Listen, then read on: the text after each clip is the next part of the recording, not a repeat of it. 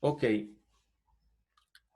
habíamos quedado la lección pasada en el problema, en la solución del problema de mapear estos registros de presencia de una especie, la de los koalas en Australia.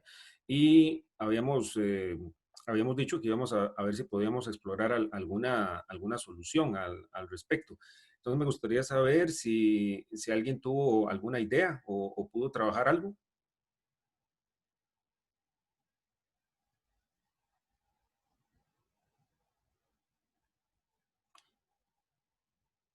Bueno, yo sí pensé algunas soluciones y tal vez las vieron, bueno, las acabo de subir. Están aquí en la sección de tutoriales en el título que dice RGBIF. Ok, esto es un paquete específico para buscar datos en GBIF. Es algo un poco particular, pero sirve también para introducir un concepto que he mencionado varias veces, pero que no hemos ahondado, que es el de las API.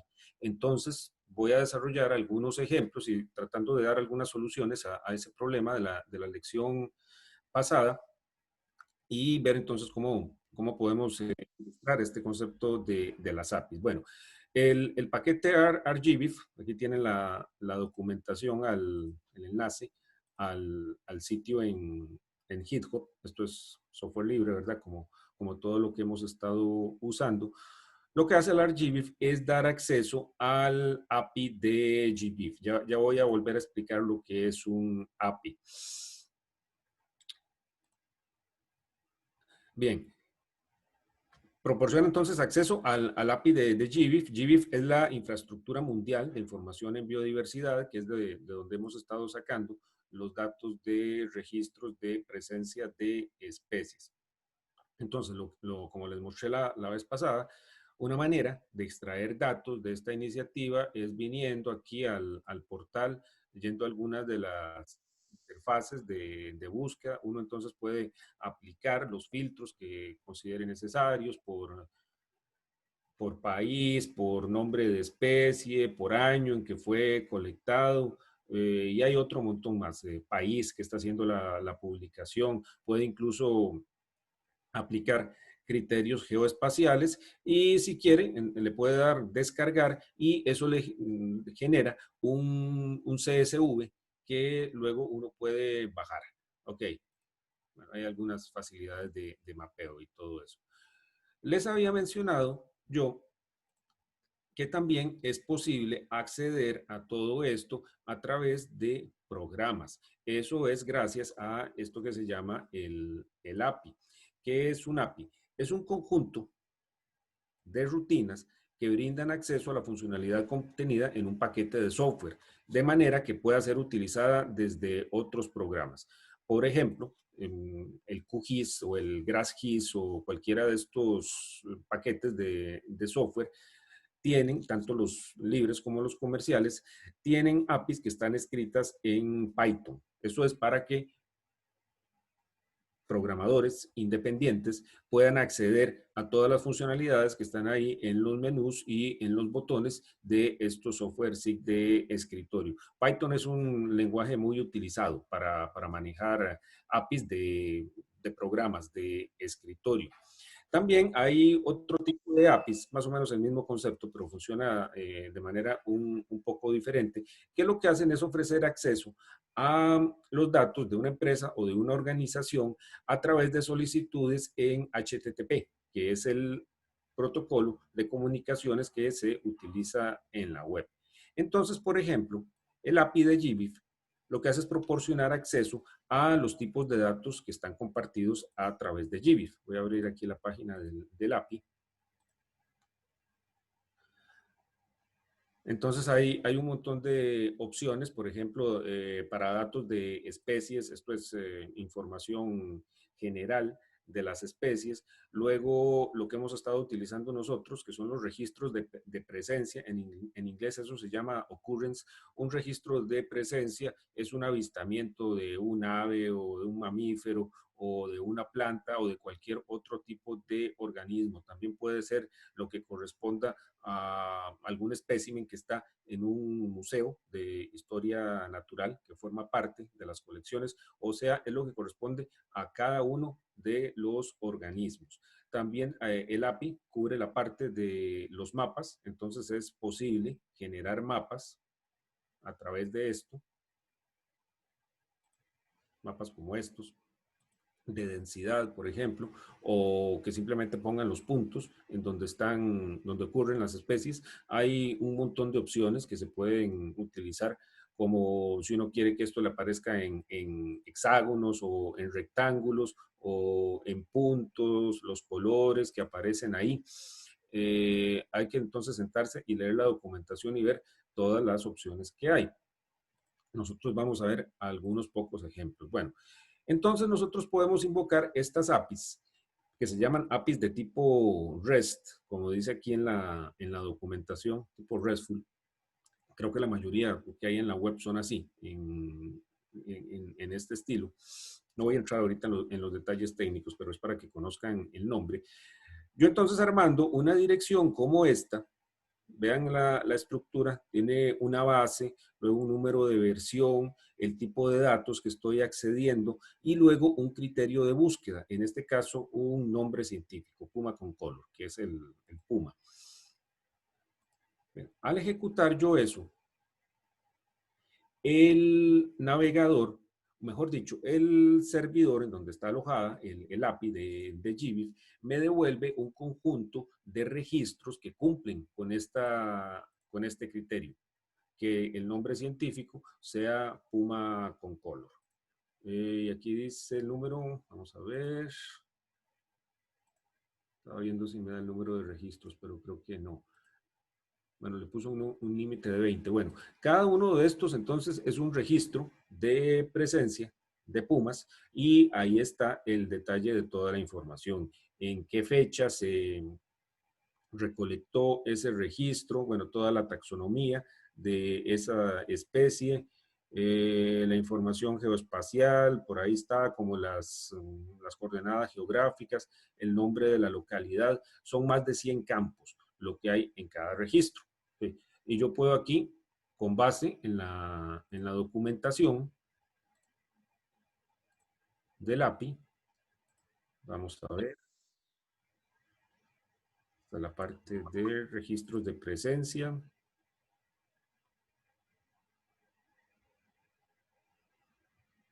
Por ejemplo, bueno, habría que ver si hay alguna que cumple con los requisitos. Yo podría ponerle, además de nombre científico, por ejemplo, que el año sea el 2015. Bueno, ahí algo me devolvió.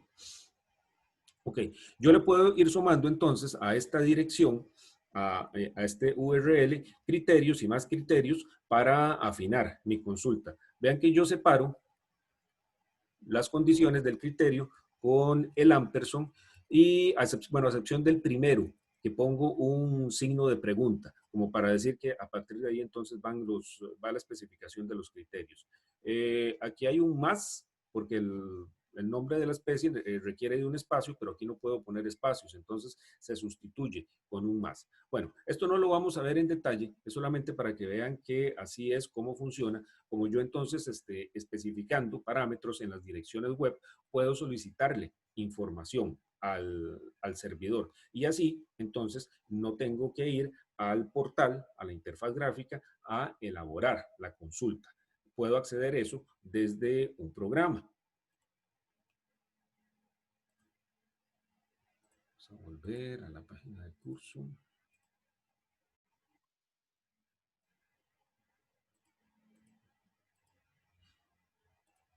Se me perdió. Aquí está. Ok, bueno, los datos son retornados, por cierto, en esta sintaxis que se llama JavaScript Object Notation, JSON. Nosotros hemos usado el GeoJSON bastante durante este curso. Bueno, GeoJSON es un tipo de JSON. Si uno lo ve en un archivo de texto, tiene esta forma, algo, vamos a ver,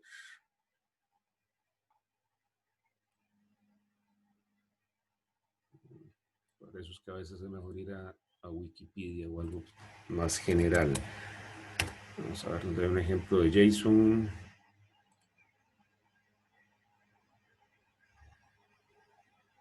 Ajá. Es una sintaxis así, similar a esta. Son básicamente pares de atributo y valor, que es legible a simple vista y pueden estar anidados para poner conjuntos o colecciones o objetos más complejos. Ok.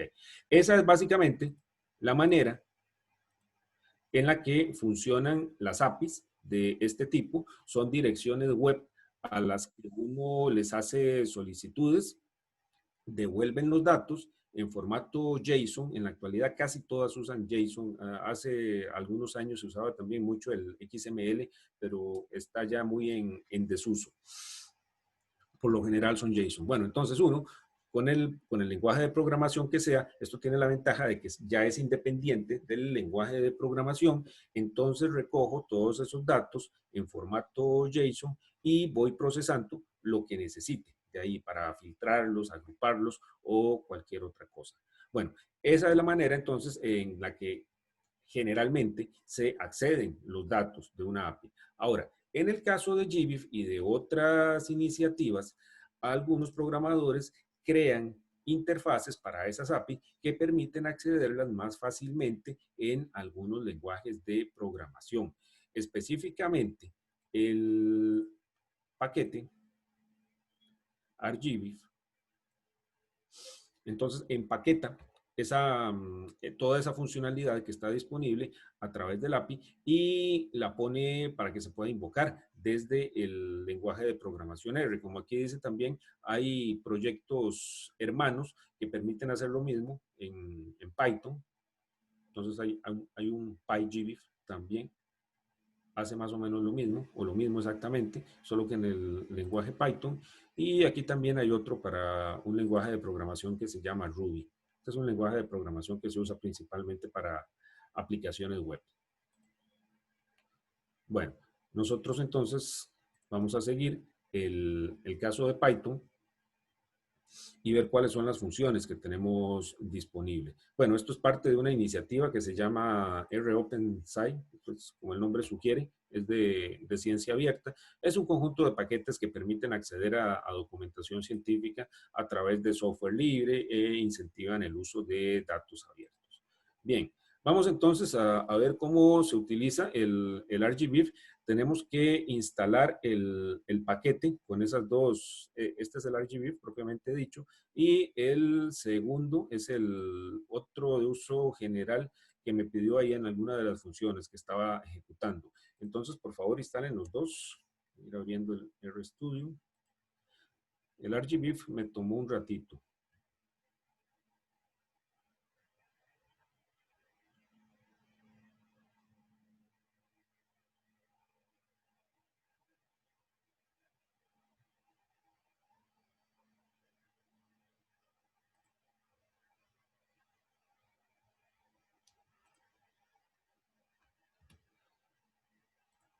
Ok, entonces sería install package ArchGBIF.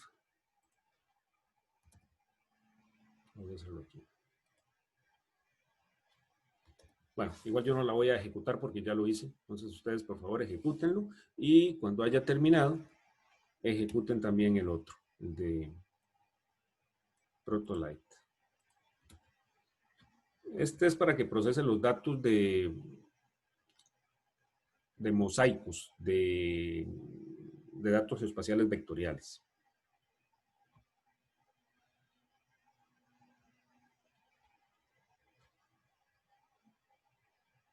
¿Alguien lo instaló ya?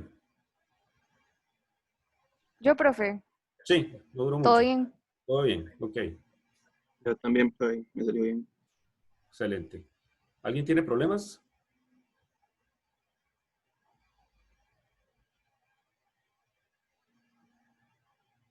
Ok, bien. Recuerden entonces también instalar el otro, por favor, el de Protolite, que luego lo vamos a ocupar. Y ahora sí entonces podemos cargar todo lo que necesitamos. El SF,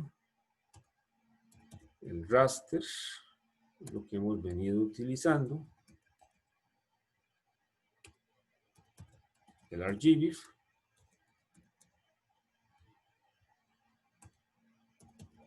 y el Protolite.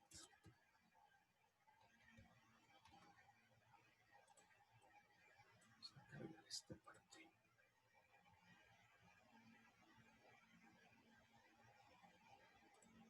Perfecto. Bien, vamos entonces a ver algunas de las funciones básicas que hay aquí para manejo de datos. Yo las dividí en tres partes: el conteo de registros de presencia, la búsqueda de registros de presencia y un ejemplo sencillo de mapas. Ahora, todo lo de mapas y para resolver lo que nos trajo aquí, entonces lo vamos a hacer en combinación con SF y con raster, que es lo que hemos venido utilizando. Bueno, para contar registros tenemos una función que se llama OCC-count, eso es de occurrence count, o sea, conteo de registros de presencia, que lo que admite es una serie de criterios para buscar registros y contarlos. Y lo que me devuelve nada más es un número. Entonces hay parámetros como el taxon key, esto es el código de un taxón. Un taxón es algo así como una especie o un género. Entonces, digamos, la lapa verde es un taxón, el quetzal es un taxón, el koala es otro taxón, el reino de los animales es otro taxón. O sea, es cualquier nodo, digámoslo así, que hay en el árbol de la taxonomía. Bueno, cada uno de esos nodos tiene una llave.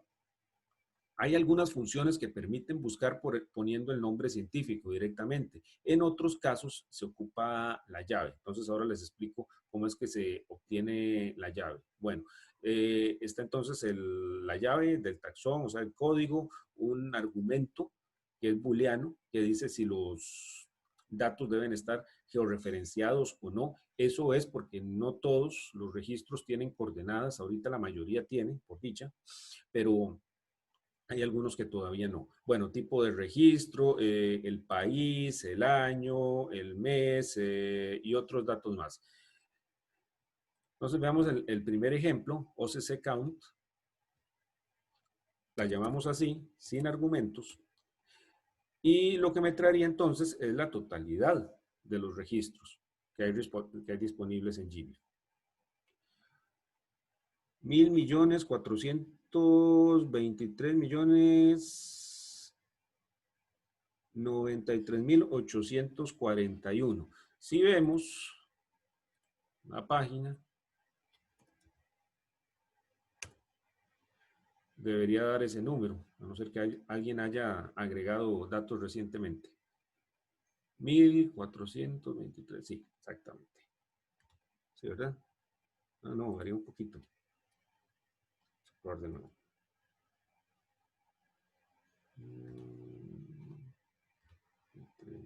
841, como que este va un poco más atrás.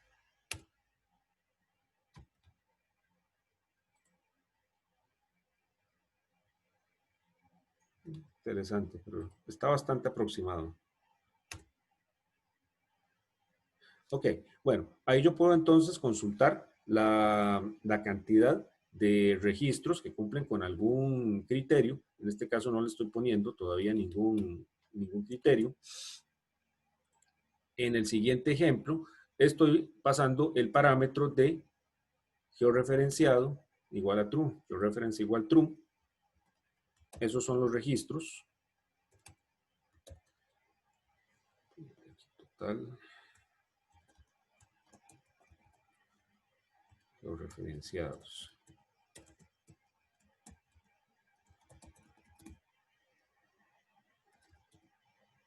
Georreference igual true.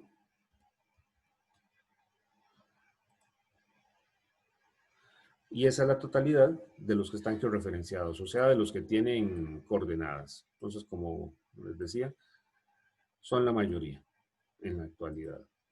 Y así le puedo ir poniendo más y más criterios. Por ejemplo, para consultar los que provienen de determinado país. Ahora, si vemos la documentación,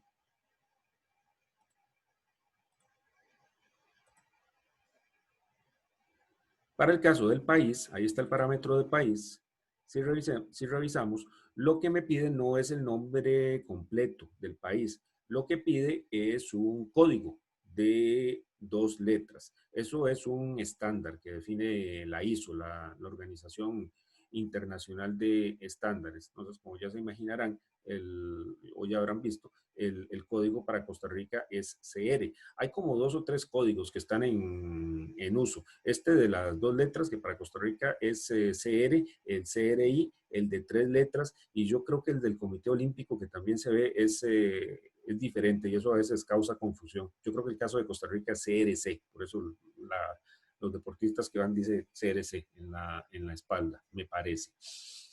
Creo que esos son entonces los predominantes. Ok, nosotros necesitamos el que es CR. Ya sabemos que ese es para Costa Rica. Ahora, si quisiéramos utilizar el de... Mira, tengo CRC aquí.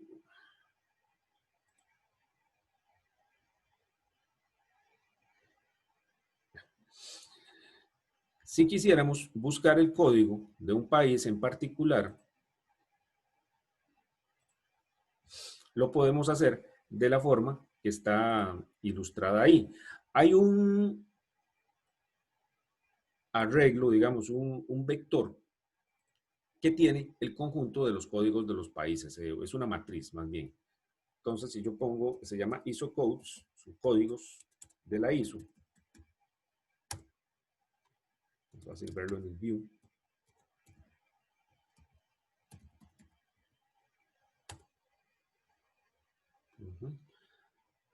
Ahí está, entonces están los componentes de este data frame, el código del país, que es lo que ocupamos, el nombre y el nombre que usa en GBIF. Supongo que esa última columna es una de uso interno para el portal de GBIF. Bien, lo que nosotros ocupamos es buscar el nombre de algún país y que nos devuelva el código. Entonces estamos usando una función que se llama grep. Esta es una de las funciones que vienen heredadas de Unix, que lo que hace simplemente es realizar una búsqueda de acuerdo a alguna hilera. Entonces se le pasa a la hilera de búsqueda el nombre del data frame en donde está la información. Entonces esto funciona como un filtro de acuerdo a la notación que ya conocemos para buscar en un data frame, y le decimos que nos devuelva la columna del código. Y eso queda en una variable que se llama CR ISOcode.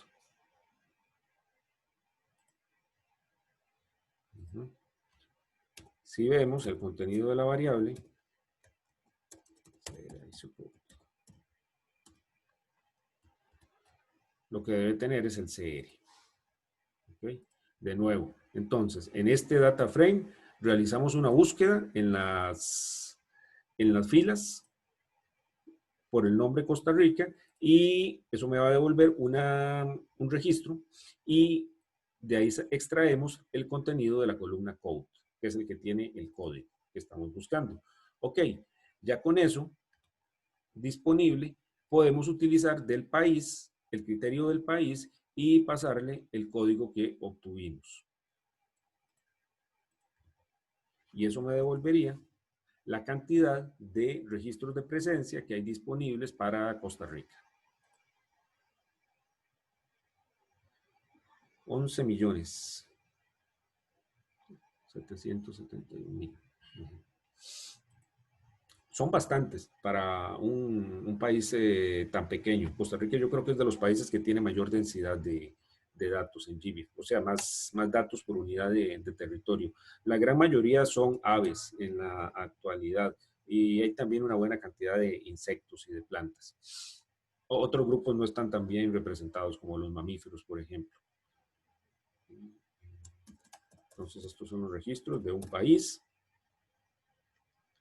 Y así yo puedo ir agregando criterios como años o cualquiera de los otros que están ahí, en la documentación. Ahora, para buscar por un taxón en particular, digamos, una especie, uno tiene, como les decía, en este caso, que averiguar cuál es el código de esa especie. La manera más fácil que encontré es utilizando esta función que se llama name backbone. Lo que sugiere es que va a buscar un nombre de un taxón al backbone, que es como decir el repositorio central de nombres científicos que hay en esta iniciativa, en GBIF. Ok, le paso la consulta con nombre igual, aquí estoy usando el nombre del koala, y le estoy diciendo que el rango sea especie. Esto es porque puede ser que haya más de un taxón que tenga el mismo nombre, entonces lo limito un poco diciéndole que me traiga nada más las especies. Podría pasarle otras cosas que serían útiles como el reino, que en este caso es el de los animales, pero con esto me sirve. Ok, entonces, en la variable name guardo el resultado de lo que obtuve de esa búsqueda. Lo voy a poner aquí de una vez para que lo vean todo lo que me está devolviendo. Name es una estructura un poco más compleja, es del tipo table, espero que se pronuncie así. Si recuerdan, esto es el tipo de tablas que devuelve el deployer y todos estos paquetes de tidyverse en general. Entonces, bueno, tiene aquí algunas columnas como el nombre científico, más a la derecha pueden ver toda la taxonomía. Bueno, lo que a nosotros nos interesa es este campo que se llama usage key. Esa es la llave que necesitamos para pasarle como parámetro a las diferentes funciones. Entonces, lo que voy a hacer es traerme esa llave. Nada más la estoy viendo en este caso. Sería name, el vector, que me traiga todas las columnas, que van a ser solamente una. Y le digo que lo que quiero ver nada más, pues para verlo más claramente, es el usage key y el nombre científico para tener una idea de lo que estoy viendo en cada caso. Scientific name. Es una manera simplemente de ver la información más claramente. ¿Ok? Entonces aquí está la llave de este nombre científico, que ya sabemos que es el koala. Este es el nombre del autor que lo describió y el año en el que lo hizo. Ok, entonces es la 2.440.012. Ya lo tenemos en cuenta y ya podemos utilizar ese número de taxón para hacer consultas, como en este caso. Escribo el parámetro taxon key con el valor que acabo de averiguar. Lo estoy limitando también al país, que sea Australia. Eso es porque teníamos aquel problema, si lo recuerdan, de que había koalas en Europa y en América del Norte y en otros lugares en donde no debería haber. Entonces, para limitarlo un poco, lo pasamos a Australia. En la información de Wikipedia decía, por cierto, que es endémico de Australia, o sea que no debería haber ni en Nueva Zelanda. Habría que ver qué fue lo que pasó ahí. Y también le digo que lo que quiero que me cuente son los registros que están georreferenciados, que serían los que me van a servir para hacer el mapa. En el momento en que hice la consulta me dio 94.084. Voy a escribir aquí.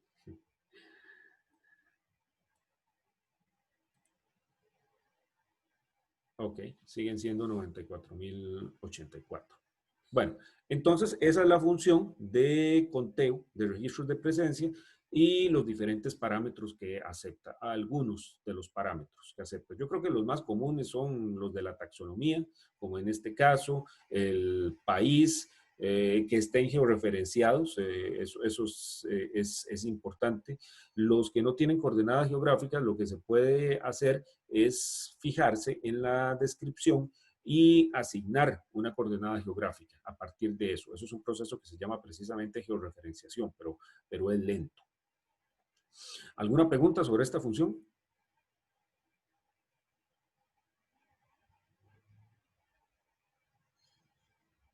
Vean que el uso de estas funciones desde aquí, lo que me está ahorrando es el trabajo de ir yo a la página de GBIF y armar la consulta, aquí a pie.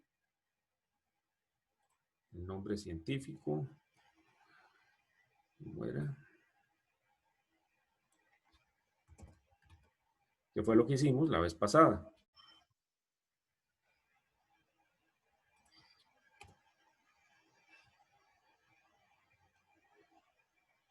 País Australia. Y que estén georreferenciados.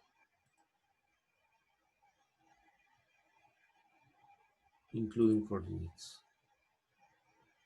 Ahí están los mismos 94.084. Aquí sí está dando lo mismo.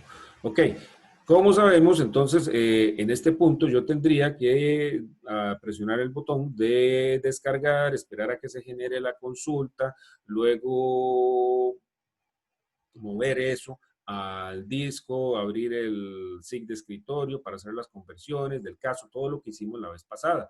Aquí entonces yo ya podría tener acceso por lo menos al cálculo que hemos visto hasta ese momento, hasta este momento, a través de instrucciones en el lenguaje R. Entonces, me estoy ahorrando mucho trabajo, como el que hicimos la vez pasada. Ok, esa es la función. Para contar registros, nada más los estoy contando, todavía no tengo acceso a los datos propiamente dichos. Para obtener los datos, los registros, hay disponibles dos funciones, una que se llama OcSearch y la otra OcData. Hacen prácticamente lo mismo, solo que el search da alguna información adicional, sobre todo de formato, mientras que el OcData va más directamente a los datos propiamente dichos, entonces, según dice la documentación, es un poco más eficiente. Vean que y ambas reciben los mismos parámetros, creo yo, o por lo menos muy similares. Esta recibe más parámetros que la otra función. Esta sí me permite especificar directamente un nombre científico, y tengo incluso una serie de criterios geoespaciales, como por ejemplo especificar un radio alrededor de un punto y decirle tráigame todos los registros que hay alrededor de ese punto, o todos los registros que están que pertenezcan a determinado reino o a determinada familia o cualquier otro de los taxones. Y así como pueden ver, hay un montón. Ok, las dos entonces son bastante similares. Vamos a ver entonces cómo es que funcionan. Vamos a ver este ejemplo, lo voy a copiar primero.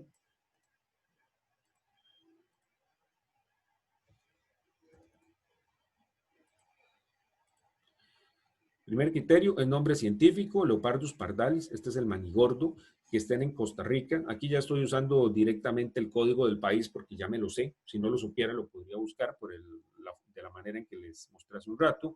Le estoy diciendo que tenga coordenadas, o sea, que sean los georreferenciados, y esta función me admite el parámetro que se llama Has Spatial Issue. Esto es que si tiene o no problemas con la georreferenciación. Algunos de los problemas típicos es, por ejemplo, que tengan las coordenadas invertidas, en donde va la longitud ponen la latitud o viceversa. También que se les olvide poner el signo en alguna de las coordenadas. Aquí es muy común, por ejemplo, que en los registros de Estados Unidos, que son una buena parte de los que hay en esta base de datos, se les olvida poner el menos.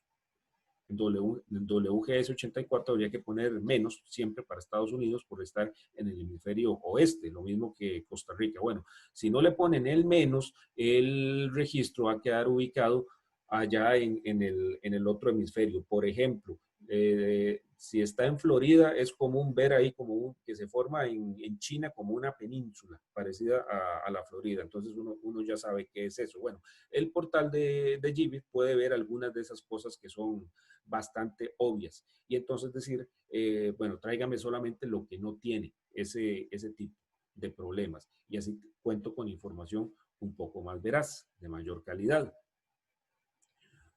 Bueno, ok, ejecutamos esto entonces. Y ahora sí tengo registros. Nombre científico, la longitud decimal, la latitud, y como dice aquí, hay 119 variables más, o sea, 119 columnas más que corresponden a taxonomías, fechas, nombres de recolectores, nombres de identificadores. Yo por lo general no ocupo todas esas columnas. Entonces lo puedo limitar como se muestra en la siguiente función, que se le puede agregar un parámetro que se llama fields y pasarle un arreglo, un vector con la lista de las columnas que yo quiero desplegar.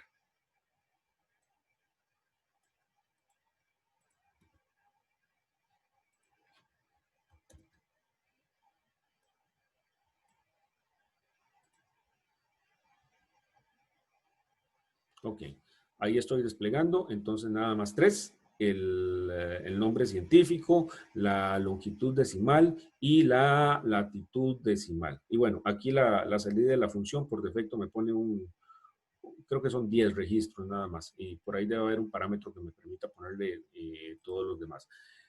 Pero eso me da una muestra, entonces, de lo que obtengo. Yo le puedo agregar, por supuesto, más parámetros, digamos el año, más columnas, perdón.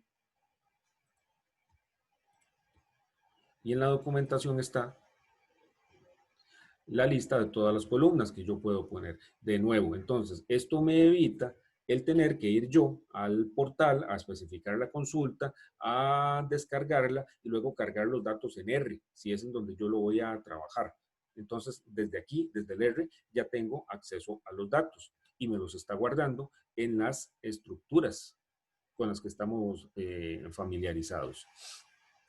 Bien, estas dos funciones, como dice aquí, retornan un máximo de 100,000 registros en cada llamada. Esto es porque alguien podría querer estar todo el tiempo bajando los 1.400 millones de registros que hay en GBIF, y eso sí podría ocasionar problemas.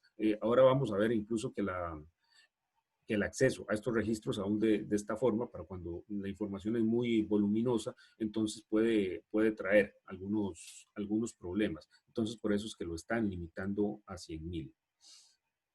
Bien, hay también una interfaz para mapas. Bueno, como les mostré, hay toda una API para hacer mapas en GBIF, y hay un par de funciones. Una es MVT Fetch. Esto, bueno, vamos a ver la documentación.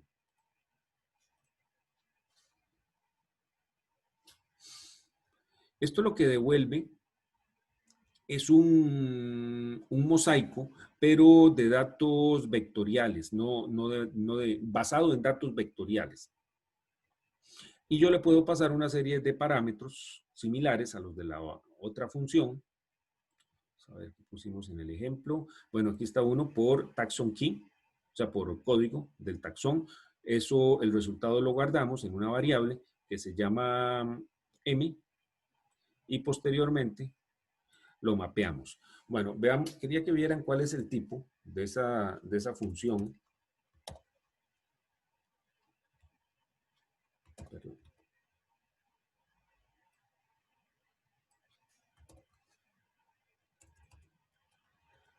Entonces, en M almaceno el resultado del MVT-fetch. Ya está en M. Vamos a ver de qué clase es M. Ok, es tipo SF y data frame, o sea que eso es bueno, porque ya lo podemos manejar con las funciones que hemos venido viendo a través de todo el curso. Como por ejemplo, realizar el mapeo.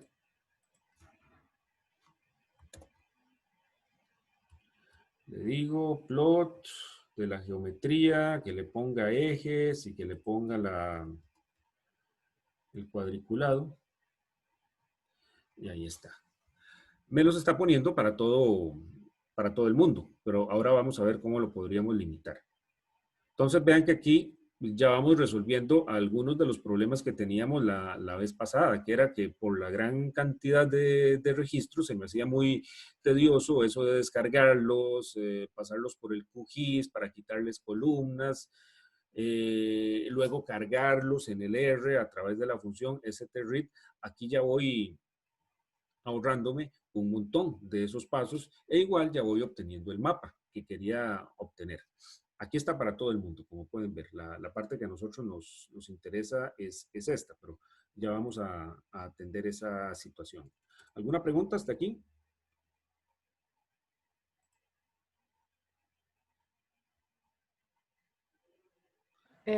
Profe, Sí. no sé si es una pregunta un poco tonta, pero es que a veces yo he visto que uno usa comillas dobles y a veces una comilla. ¿Eso da alguna diferencia o no No, importa? ¿O usar cualquiera? puede ser cualquiera. Lo importante, como les conté al principio del curso, es si abren con simple, cerrar con simple. Y si cierran con simple como este, digamos. Sí, de hecho aquí estoy usando, no, ver. Yo puedo incluso poner, pero no es recomendable, por una cuestión de estilo, poner algunas hileras con mayúscula y otras hileras con minúscula. Digamos, ahí estoy combinando. Lo que no puedo combinar es en la misma hilera. Digamos, aquí abrir con minúscula y cerrar con mayúscula. Eso es porque entonces el interpretador de R eh, va a pensar que estoy abriendo una hilera, va a buscar la comilla simple para ver en dónde termina y nunca la va a encontrar, porque yo lo que puse fue la comilla doble. Entonces yo creo que aquí me va a dar un error. Bueno, de hecho ahí se quedó pegado, ¿ven? No me está devolviendo se está esperando el final Ah, ok, ok.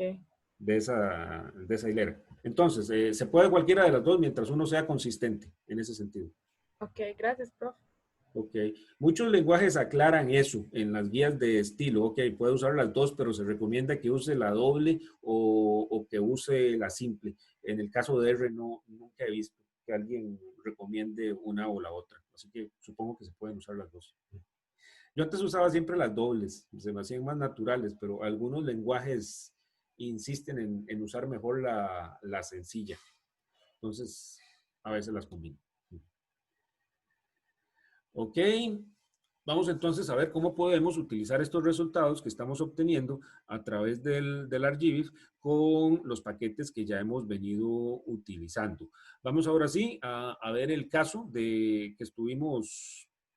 el que estuvimos trabajando. La lección anterior eran los koalas.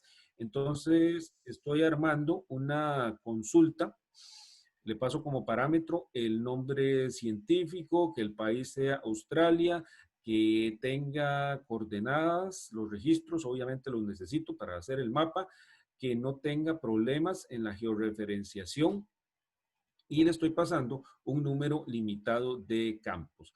Ahora, aquí estoy empleando un parámetro que se llama limit, que, como se imaginarán, lo que especifica es la cantidad de registros que me va a devolver. Como ya vimos, la cantidad total de koalas está casi que en 100,000, pero debajo. Entonces, teóricamente, me debería aguantar a traerme todos estos. Pero el problema es que sí he visto que tiene algún costo. O sea, dura un ratito. Vamos a probar esta con 1500. Aquí.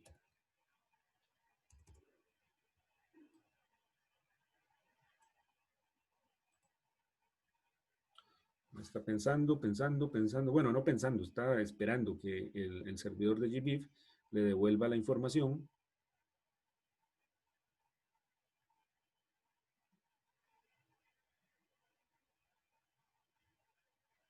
Ahí está. No sé cuánto duró. Pero si ustedes van aumentando, voy a poner 3500, ahí sí van a ver donde se va poniendo cada vez más lento.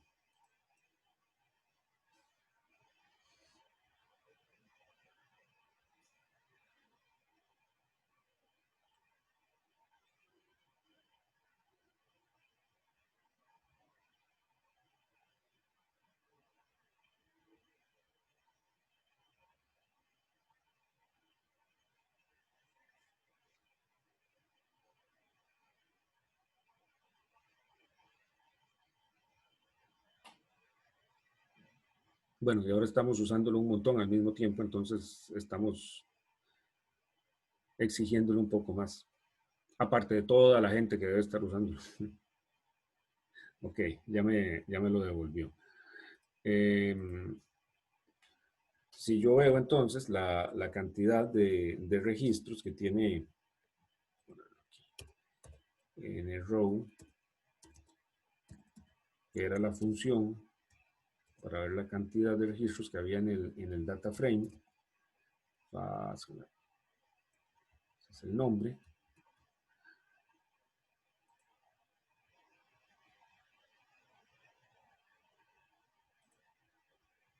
¿Qué pasó? Nulo, ¿cómo nulo?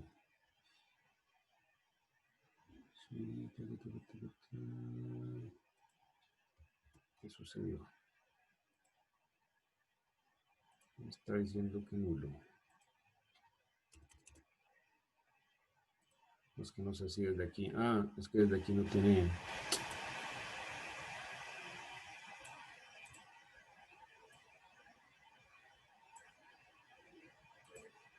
Sí se ejecutó. Voy a ejecutarlo aquí un momento. Una línea de comandos. A ver una cosa.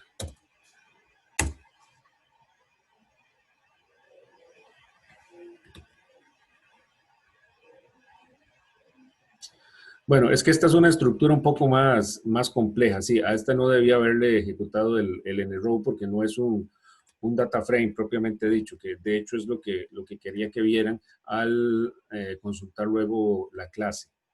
Que voy a esperar a que vuelva. Creo que aquí lo puedo interrumpir, pero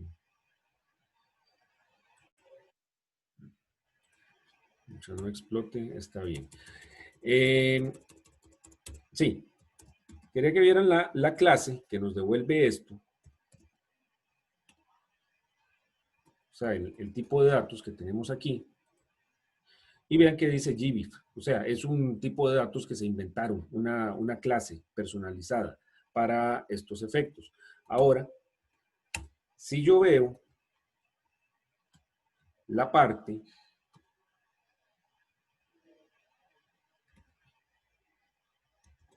que se llama data, que es la que contiene los datos,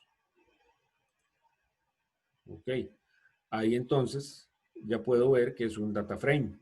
Eso es bueno, de nuevo, porque eso es con lo que hemos estado trabajando. Entonces ya le puedo aplicar las funciones sí que conocemos para un data frame. Y a esto entonces yo sí le debería poder aplicar en el row para ver cuál es la cantidad de registros.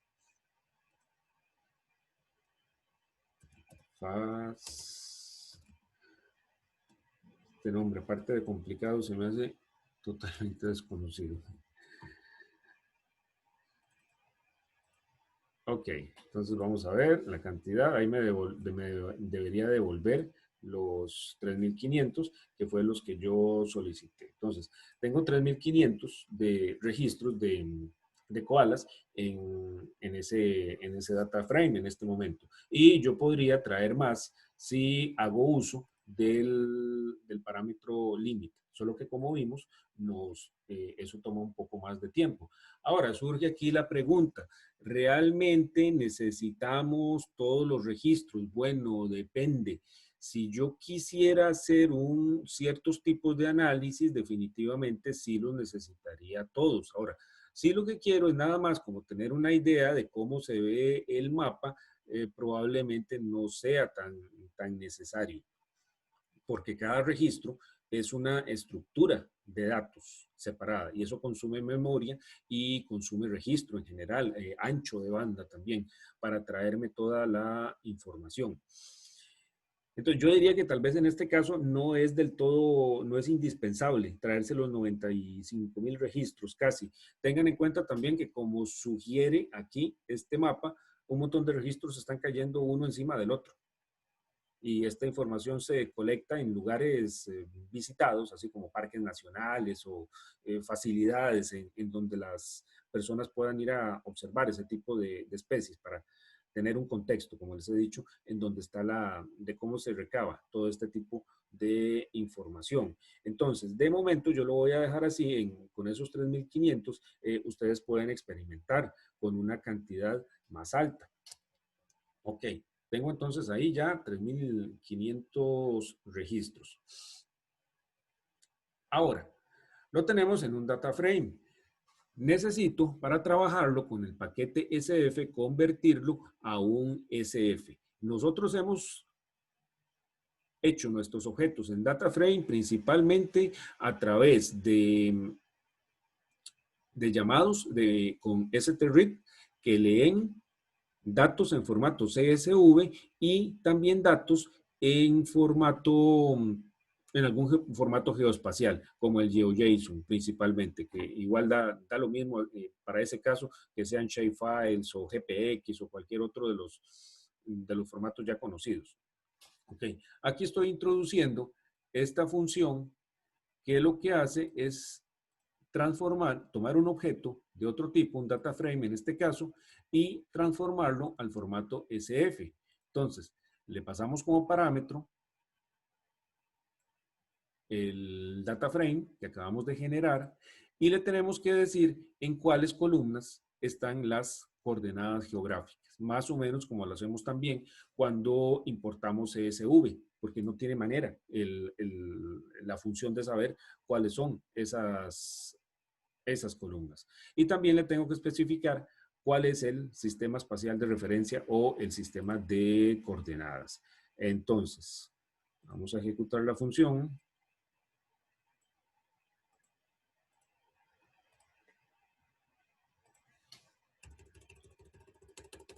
Un poco de campo aquí.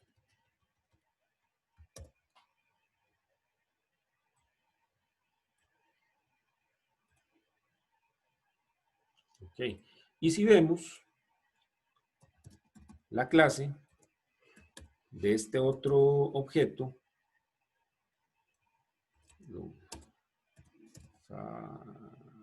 este de aquí.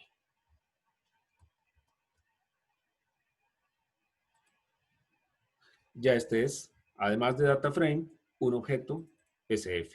O sea, tiene las geometrías. Podemos verlo. A ver que no es mentira. Con el view. Ups.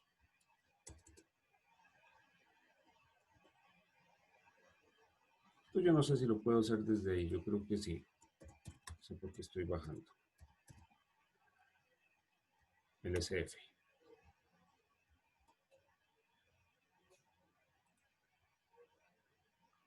Ahí está.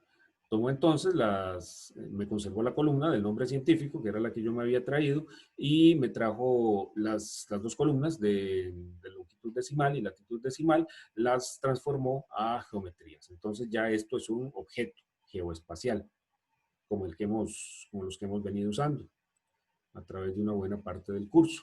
Ok, ya lo tenemos en el formato que necesitamos y podemos mapearlo, por ejemplo, como hemos venido haciendo. Ahora, el problema de la vez anterior era, lo que estábamos haciendo, era colocando esos puntos de distribución de los koalas en la capa de altitud, que también teníamos un tema ahí por resolver. Ok, lo que hice yo fue lo siguiente, utilicé nuevamente la función getData de WorldClim, la variable de altitud, pero la resolución de 10 minutos. Eso porque Australia pues es un poco grande. Y si utilizáramos la de 30 segundos, 0.5, es la que se especifica, serían un montón de cuadritos pequeños del territorio australiano que luego habría que unir. Se podría hacer eso, pero yo me fui en este caso por la solución más sencilla. Entonces, con esta instrucción, la función getData, que ya conocemos, nos traemos para todo el mundo la variable de la altitud. Y aquí le voy a poner que de una vez que la plotee. La grafique, debería decir. Plot altitud.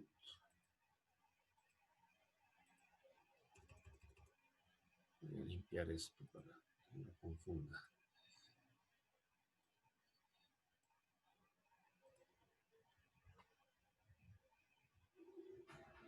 Si no la tiene descargada, entonces la va a bajar.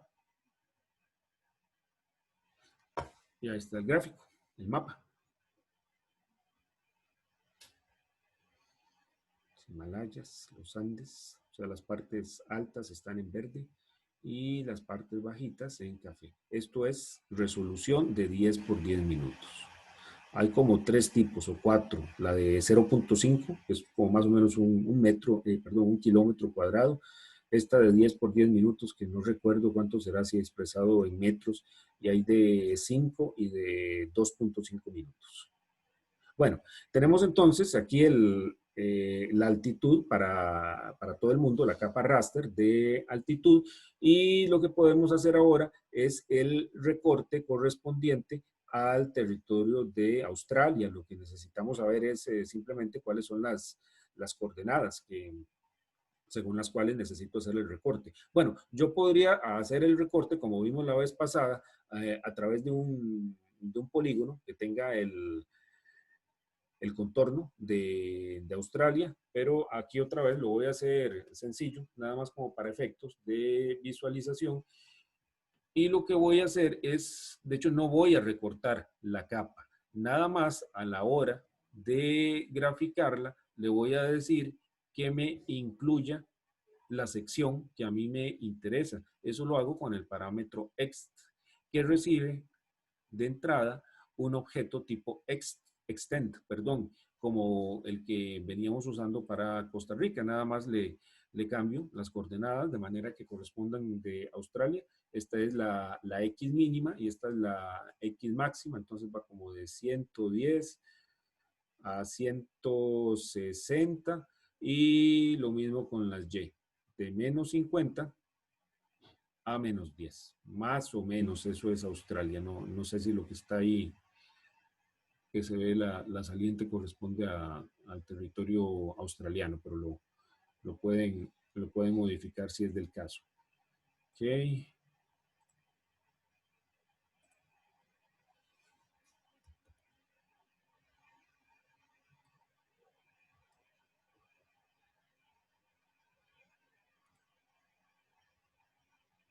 Ahí está. Eso da una idea de la distribución de los koalas en Australia, que como vimos en la documentación, sí, en donde viven es en la parte este y sur del país. Sería interesante ver qué es, por ejemplo, este registro. Estos son lo que llaman a veces casos límite. En inglés tiene este nombre, algo, ahorita me acuerdo. O sea, son casos que se salen de la norma. Esto tal vez no corresponda por clima o por altitud o por algunas de las otras características que uno conoce de la especie. Entonces un experto diría, ok, vamos a ver qué fue lo que pasó aquí. Si tal vez es que la georreferenciación está mala, se equivocaron a la hora de identificar o hay algún otro tipo de error. Por lo general, alguien que sabe de esto, según he visto yo, lo que hace es excluir este tipo de datos, a no ser que tenga una evidencia muy fuerte de que realmente están correctos. ¿Preguntas? Profe, yo tengo una pregunta. Es Adelante. que yo estaba haciendo, digamos, como el mismo ejercicio, pero con los datos que había puesto creo que eran de ocelotes en Costa Rica. Ajá. Y cuando lo hago con resolución 10, el mapa me sale como súper, como súper cuadriculado, pero si lo hago en 5, digamos, sí sale bien, pero sí salen como datos salidos del mapa. Bueno, una cosa que me estaba pasando a mí, tal vez sea esto, la vez pasada era que yo estaba recortando la capa de altitud para Costa Rica, le estaba haciendo el crop. Okay. pero no estaba haciendo el crop de los datos vectoriales. Entonces, por eso, no sé si se acuerdan que me estaban saliendo un montón de, digamos, no me acuerdo, yo lo recortaba algo así como lo que estaba haciendo en el mouse y salían los datos de Nueva Zelanda, pues, me parece que era. La cosa es que tenía que recortar o recortar las dos capas, tanto la vectorial como la raster, o bien decirle, nada más despliegueme la parte que a mí me interesa. Porque si, digamos, yo le pongo la raster recortada y encima le pongo puntos que están más a la derecha, por ejemplo, de ahí lo que le queda a la función es incluirme todo, que es lo mismo que funcionaría en un sistema de información geográfica. Eso es lo que se me ocurre que podría estar pasando. ¿No será por ahí? Sí, puede ser. O sea, el único que me sale, solo me sale como uno, como en la costa, así como súper afuera. Pero los demás sí salen como bien, pero no sé. Ah, bueno, aquellos no eran los de las lapas verdes, los del Arambiguus. No, no, estoy usando los que puse al principio, los de los celote, creo que es. No me acuerdo, la verdad. Sí, bueno, es que esos habíamos visto que sí, como que tenían un problema que era raro ahí, como que estaban en el mar. Sí, eso no sé todavía qué será. Hay que ver, por cierto, porque me extraña mucho. Bueno, y lo del pixeleado, sí, es por el tamaño de las celdas. Las de 10 minutos, sí, se van a ver mucho más pixeleadas que las de 0.5 y todo lo que hay en el medio.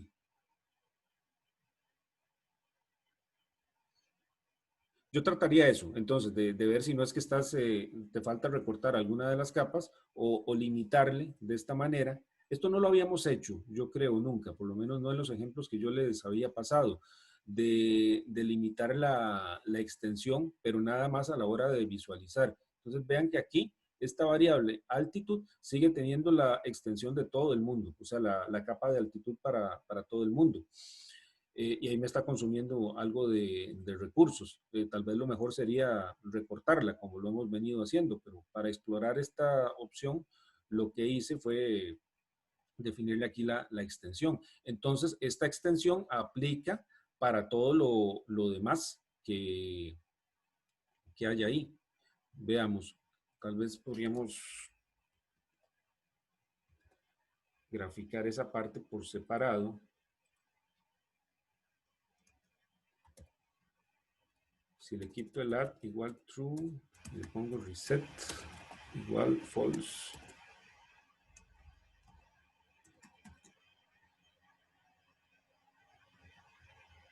Sí, creo que eso sería. Porque ahí le quita el extent. Bueno, es que ahí no tengo no sé si algo se me estará. Bueno, el back.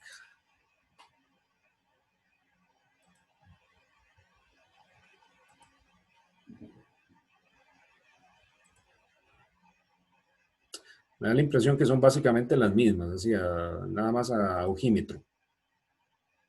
Pero bueno, en el otro caso, bueno, y de hecho teníamos los registros. Bueno, aquí también yo creo que me traje nada más lo que estaba de Australia en la consulta. Ok, sí. Uh-huh. No recuerdo si la vez pasada había hecho eso también. Bueno, el caso es que si yo pongo puntos aquí que se salen del área del raster que yo especifiqué, pues la función los va a incluir, que era lo que yo estaba haciendo la vez pasada, que les decía, no sé por qué me salen esos puntos a la derecha. Era porque no había puesto atención a ese detalle. Bien, ¿alguna otra pregunta?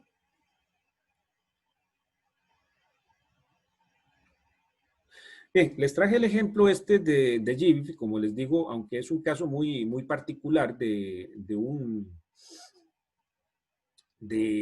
tipo de datos, porque sí es un buen ejemplo de cómo pueden accederse estos APIs que son ahora muy, muy populares. De hecho, ahí en la página del curso, lo de esta lección, bueno, ahí está toda la documentación. Ahí les puse un ejemplo de una lista de APIs que hay disponibles.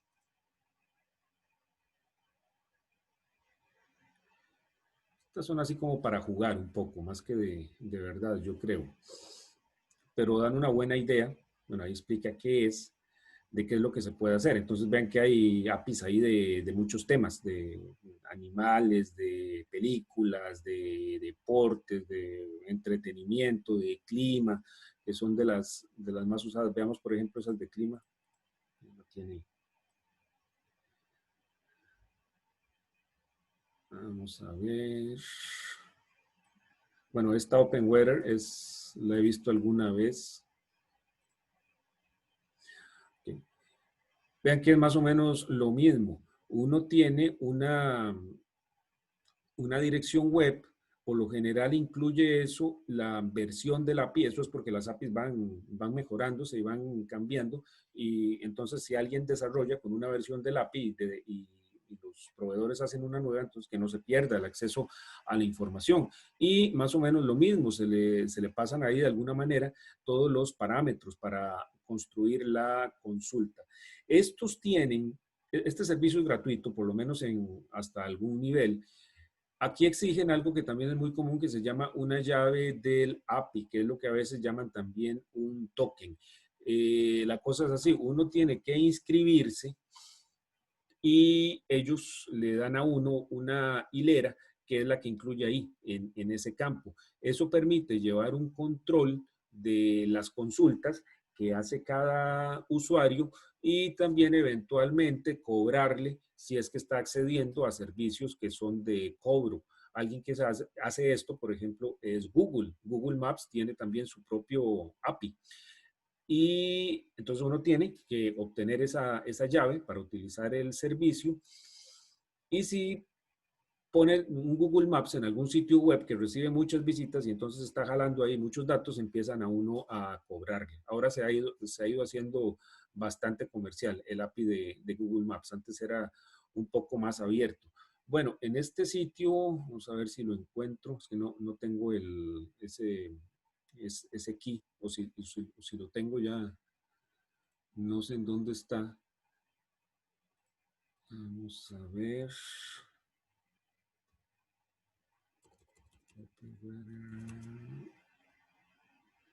A ver, será este mismo. Quería mostrarles un ejemplo de las URLs.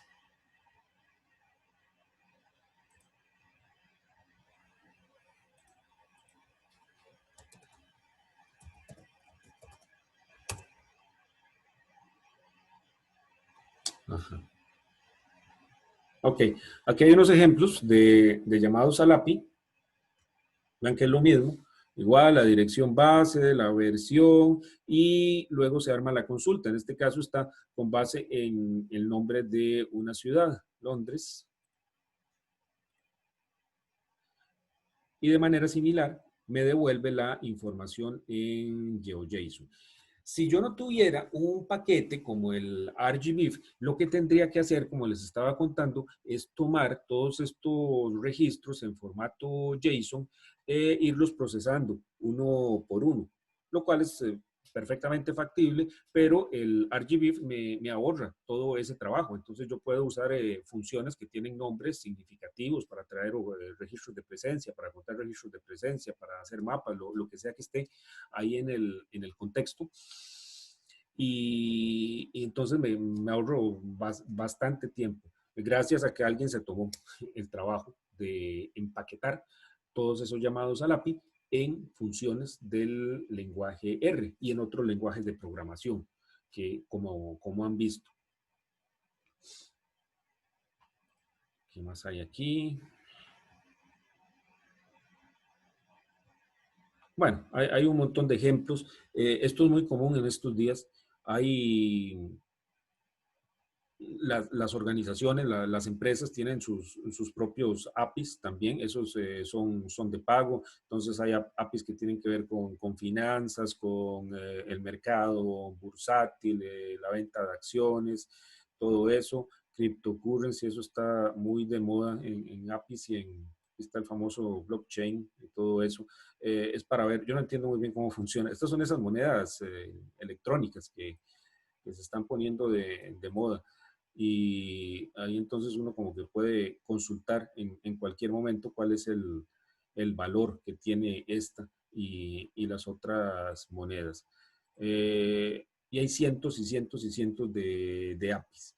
Es muy cómodo tanto para el proveedor del servicio como para las personas que lo acceden, porque entonces pueden retirar, pueden recuperar la información en cualquier momento y con las herramientas en las que tienen construidos sus sistemas. No tienen, si esto, digamos, este sitio de blockchain estuviera hecho, qué sé yo, en C++, yo no tengo que implementar un sistema en C++. Con lo que tenga hecho en R, en Python o en cualquier otra cosa, puedo jalar la información porque está en un formato estándar y la incluyo en mi sitio web o en mi aplicación, cualquiera que sea. Ok, estas son las APIs entonces que he mencionado varias veces a través del curso y que es una forma muy usual de obtener información en la actualidad. Y bueno, y también me da la ventaja de que puedo accederla en tiempo real, lo cual ya es una gran ventaja. No tengo que andarla bajando cada vez que quiero actualizarla. Bien, ¿preguntas? Bueno, si no hay preguntas, nada más les quiero contar un poco sobre el proyecto. No lo tengo escrito, pero sí les voy a decir de lo que se trata. Vamos a seguir con el tema del COVID y de los datos que hay para Costa Rica. Ahora, en este caso vamos a adaptar lo que tenemos a la información oficial que tiene el Ministerio de Salud.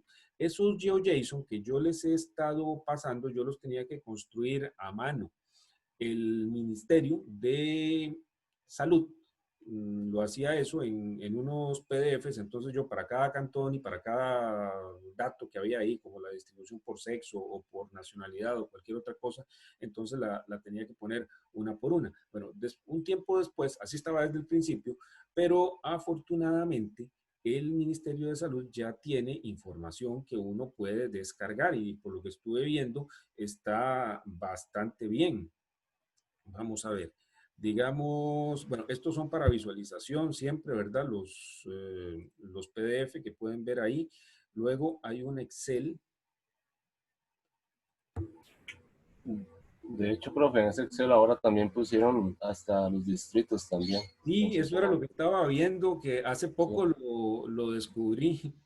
Sí, de hecho, yo también, como vivo aquí en Desampe, como está la cosa, entonces para saber más o menos en qué distrito Sí, estaba sí, yo también por aumentando. San Francisco de Heredia, que es el que tiene también más ahí en Heredia. Algo, y Sí, cuando me pasó la información a alguien, yo dije, pero eso yo nunca lo he visto, ¿está seguro que es cierto? sí, yo también fui a revisar. De hecho, hace pocos días fue que lo habilitaron, no lo tenían habilitado. Lo malo es que no tengo Excel aquí en este. Voy a cambiarme al. Voy a cambiar un momento de la pantalla para compartir el Linux, que en este Windows no tengo nada para bajar eso. Ok, espero poder otra vez compartir el escritorio, sí.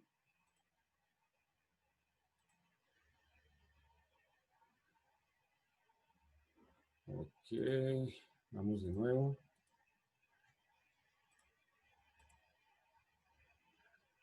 Excel.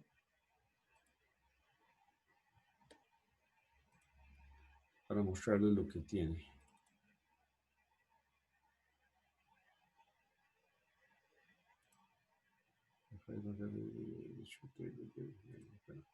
¿Sí están viendo el Excel? Sí, profe. Ok, perfecto. Bueno, entonces como ven, hay un resumen ahí por varios niveles. Esto todavía es como para leer, porque si yo quisiera procesar esto en las herramientas que hemos estado viendo, tendría que quitarle los encabezados y todo lo demás. Aún así, pues está bastante bien porque da información útil y que es fácil de entender.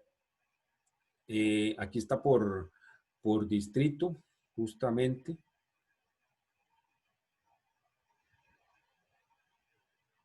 Ahora busco lo que quería ver. La distribución por sexo, por edad, Y tiene algo muy bueno que son los ajustes. Esto demuestra que están están haciendo un esfuerzo por curar la información, porque cuando uno sigue esto, entonces ve inconsistencias. Digamos que un día le asignan casos a un cantón y al día siguiente no está. Bueno, eso me imagino que tiene su explicación. A veces de primera mano supongo que no es tan fácil identificar cuál es el lugar de residencia de todas las personas que han dado positivo. Pero bueno, entonces se corrige, se hace la anotación de cuál es el error y muy importante, uno tiene acceso a toda la serie histórica que ya está corregida. Si yo fuera recopilando eso día por día sería imposible. Bueno, aparte de los Excel, están también una serie de archivos CSV. Vamos a ver, aquí están los datos generales por cantón.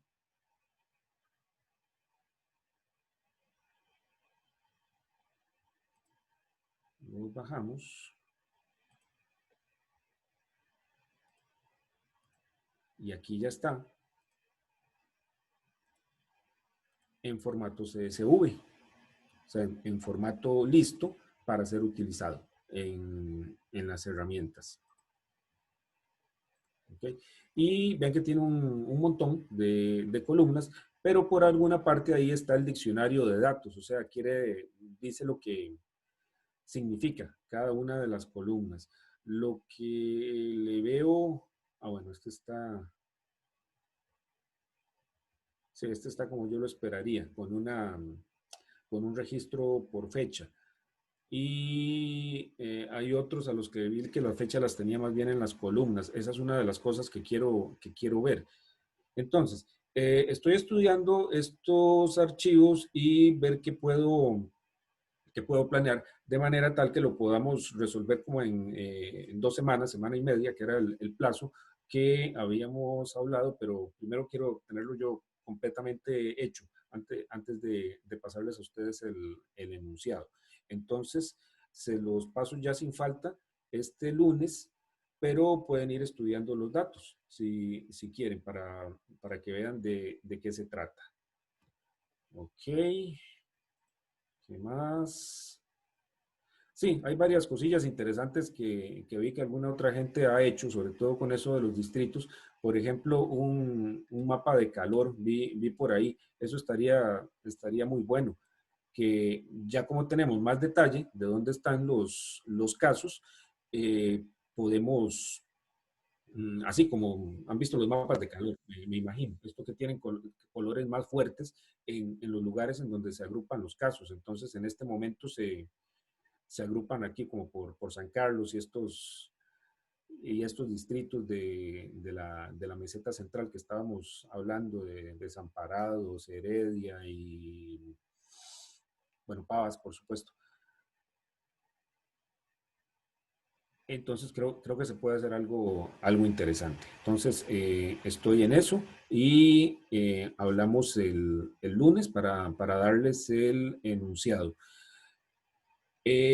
Ok, las tareas ya casi las terminé de revisar, pero no les he enviado ninguna. Ahora en la tarde espero enviárselas o todas o casi todas y de inmediato sigo con los laboratorios que me faltan, el cuarto nada más. ¿Alguna pregunta? Profe, una pregunta. Bueno, no sé si se acuerda del error que yo tenía cuando subía el último laboratorio a GitHub, que no leía el HTML. ¿Usted sabe por qué podría pasar eso? Porque hice Sí. lo mismo. Bueno, ¿no se acuerda del laboratorio antes que habíamos hecho y que también hicimos lo mismo? Y si usted ya vio en la página con la tabla que hacíamos, ¿se acuerda? Creo que fueron unos países que hicimos, algo así. Me acuerdo que me escribiste al respecto, pero no he visto el laboratorio todavía. Ahora cuando lo reviso, entonces Sí, de hecho con escribo la al tarea también. respecto. Sí, también con la tarea con los value box también he tenido problemas para ver qué era, porque sí quedé como con la duda, porque lo seguí tratando de hacer y con otra información sí me daba, pero no, bueno, no, en realidad nunca me funcionó, solo cuando hicimos los eventos en casa, pero con esa tarea sí no me funcionó, entonces tengo la duda que... Bueno, ahora te pongo algún comentario y cualquier cosa lo podemos ver de nuevo el lunes para que tengan Ok, claro esa ok, parte. sí, está bien. ¿Algo más? Bien, si no hay nada más, entonces nos hablamos el lunes. Que tengan buen fin de semana. Ok, profe, hasta luego. Hasta luego. Buena día, profe, gracias. Gracias, profe. Bueno, profe. Gracias, profe, hasta luego.